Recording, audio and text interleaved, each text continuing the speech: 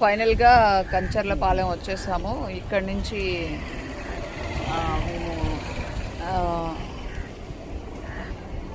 మేము ఇక్కడి నుంచి మా ఫ్రెండ్ వాళ్ళ ఇంటికి వెళ్తాం అనమాట. అక్కడ బ్రేక్ఫాస్ట్ చేసేసి ఇంకా నది దగ్గరికి వెళ్తాము. ఊరు చాలా బాగుంది. ఈ చెట్టు ఈ అరుగు అనమాట, ఇది చూడండి.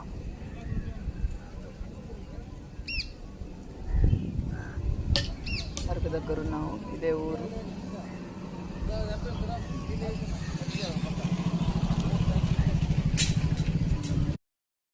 ఇదే అన్నమాట ఊరు. అక్కడ చూడండి గడ్డి వాము ఉంది చక్కగా.